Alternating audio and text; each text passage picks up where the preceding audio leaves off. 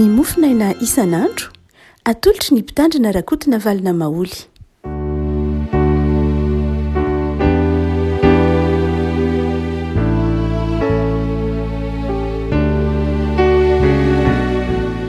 Miarahaba antsika ravako malala tratra ity alakamisy fa efatra ny volana jolay ity.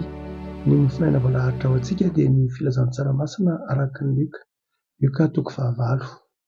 Luka toko fahavalo andiny voalohany ka hatramin'ny fahatelo. Luka toko fahavalo andiny voalohany ka hatramin'ny fahatelo. Vakina amin'ny anaran'i Jesosy. Ary taoriana kely izany dia lasa Jesosy mitety ny tanàna sy ny vohitra nitoro ny filazantsara ny fanjakan'Andriamanitra. Ary ny 12 lahy nanaraka azy.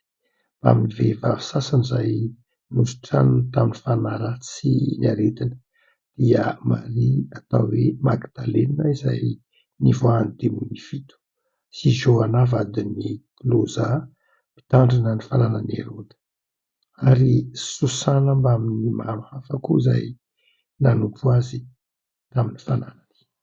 Ray masonao, manomasinana amin'ny fahamarinana ny teninao no ho fahamarinana. Amen. Luka moa matetika afamerimberitsika ny filazantsarany dia miresaka manome toerana ny vehivavy, manome toerana ny mahazava-dehibe ny fahasamihafana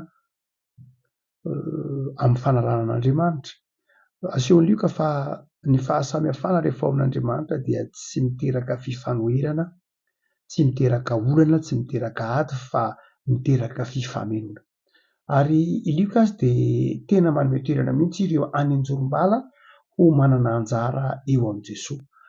Tsy hoe ny jiosy ihany akory na ny ataontsika hoe ireo izay salama, ireo izay reny ihany miaraka mihaona amin'i Jesosy, fa Jesosy dia manome toerana ireo mandringa, ireo marary, ireo jentilisa. Ireny ara dia afaka mandray tsara, manana anjara tsara amin'ny Jesosy. Jesosy natao an'ny olona rehetra. Jesosy misokatra amin'ny olona rehetra. Jesosy izay azon'ny olona rehetra atonina amin'ny fotoana rehetra no Jesosy ho tantarain'ny Luka. Amin'ity andininy voalohany ka hatramin'ny fahatelo amin'ny Luka toko fahavalo ity dia resaka lafin-javatra roa lehibe tsara ho an'ny olona izay manaraka an'i Jesosy, ho an'ny olona izay miara-mandeha amin'i Jesosy. Ny voambolana ampiasaina manao hoe ary ny 12 lahy nanaraka azy.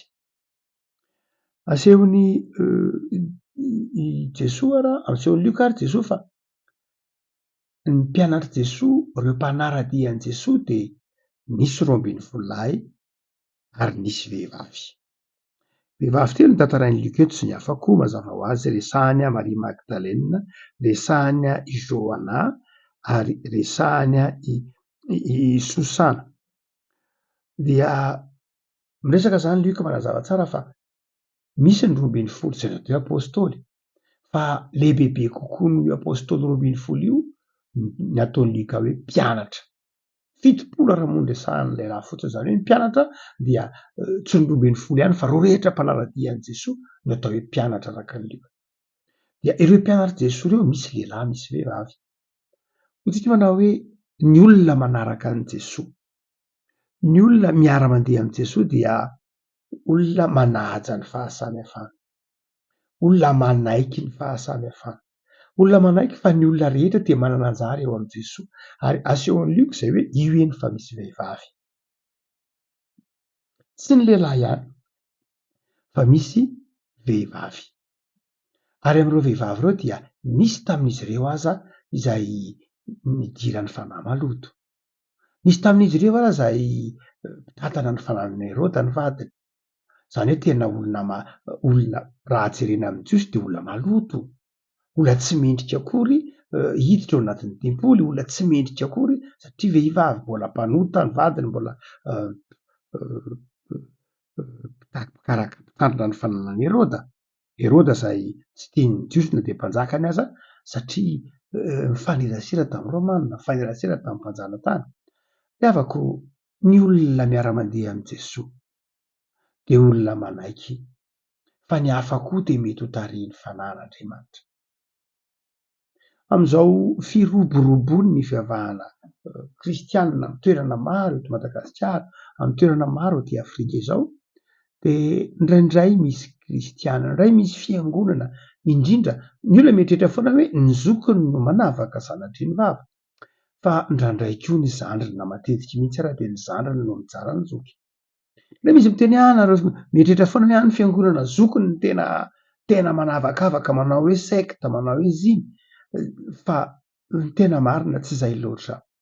Indraindray ny fiangonana zandriny matetika raha ny fiangonana zandriny no manaratsy ny zokiny hoe tsisy fanahy masina, mangatsiaka ny olona, tsisy empanahy, to fitadiavam-bola foana, to sy ny sisa rehetra. Zany indraindray re avy any amin'ny fiangonana zandriny mba hitaomana ny olona hoahoana hiala amin'ny fiangonana zokiny.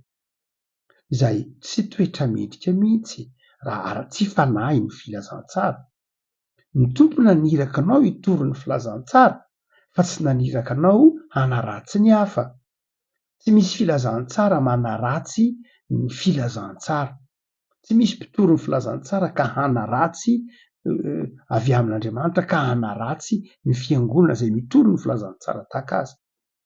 De mila mitandrina ary amin'ny fifanaratsiana, ekena ny fahasamihafana, ekeny ny Baiboly ny fahasamihafana, ny fifamenoana, ekeny ny Baiboly ary ekeny ny filazantsara fa ny olona tsirairay avy de manana anjara ao amin'i Jesosy. Rehavako olona miaraka mandeha amin'ny tompo isika, de aoka isika hanaja ny namantsika. Aoka hoe ankehintsika ny mety ho mahasamihafa azy amintsika amin'ny fiteniny, amin'ny kolontsainy, amin'ny izay mety ho mahazatra azy, de zava-dehibe tokoa ary ny hoe kristianina mifanaja, kristianina mifanome voninahitra.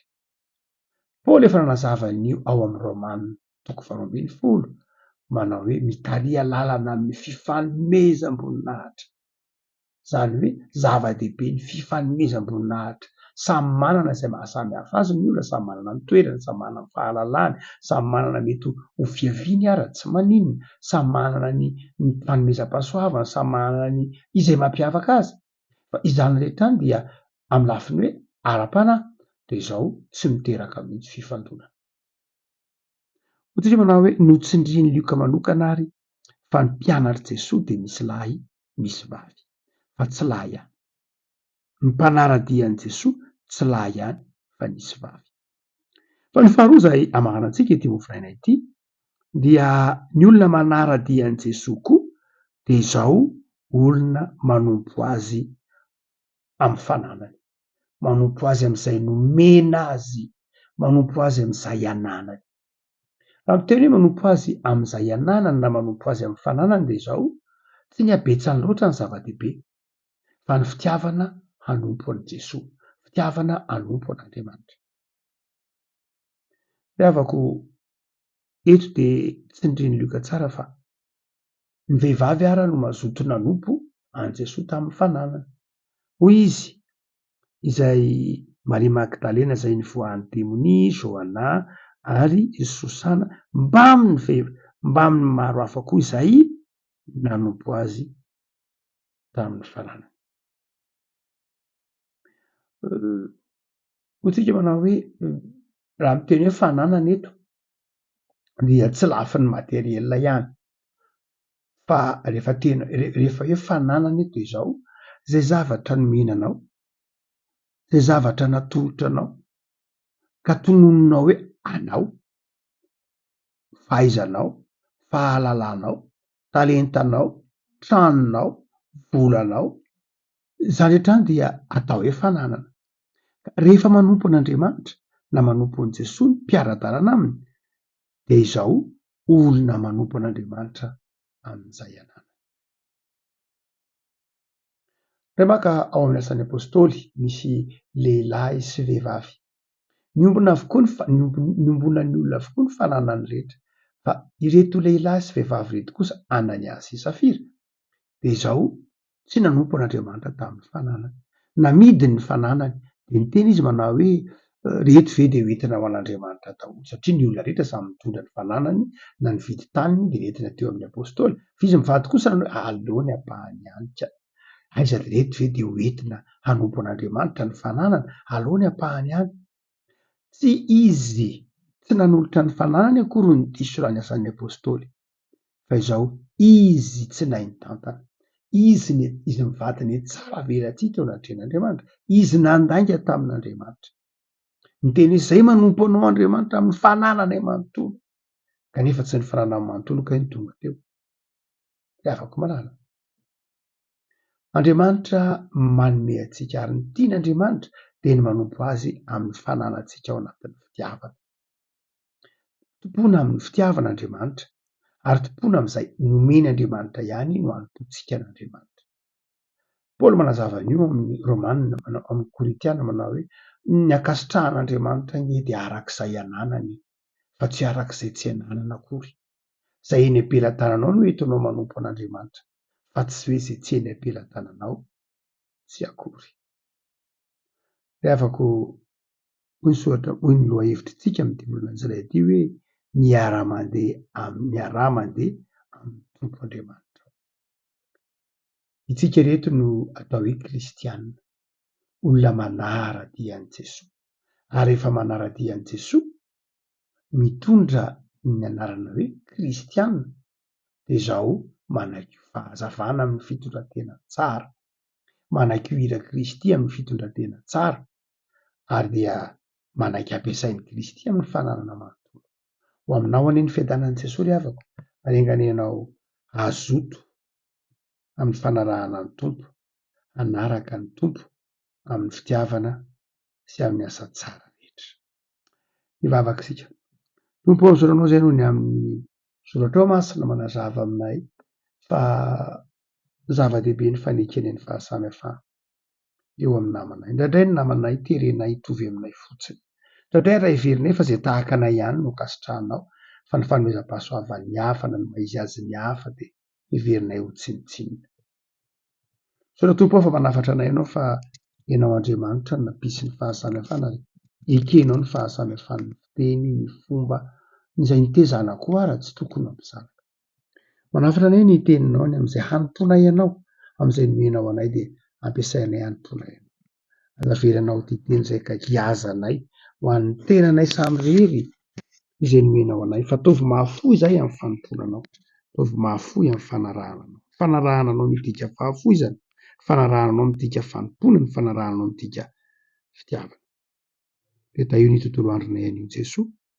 no mba anay ary aza mahafoy na masaraka anay ianao eo ny ady sarotra atrehanay eo ny fifaliana omenao anay dia ataovy matanjaka ty anatinay ny fanantenana f'Andriamanitra tianay ianao miara-dalanao ny mandrakariva jereo ireo marany amin'ny hopitaly jereo ireo izay mpianatra mbola ao anatin'ny fanadinana ny BEPC mamaraparana an'izany saorana ny efa vita ao ny mbola ao anatiny dia mivavaka izay tompo ho an'ny fitsarana ho an'ny fandaminana izany BEPC izany mba hitondra fifaliana ho anay sy ho an'ny taranakay nivokam-panadinana rehetra jereo ny tanoranay ireo natrana BEPC tahiry izy ireo reny Jesoa mba hitombo fahendrena ary ahita fahombiazana ny taranakay ny taranaky ny malagasy rehetra atao feno fahatahorana anao Andriamanitra dia aoka hanapaka eto amin'ny tany razanay amin'ny tsirairay avy ny fiadanan'i Jesoa.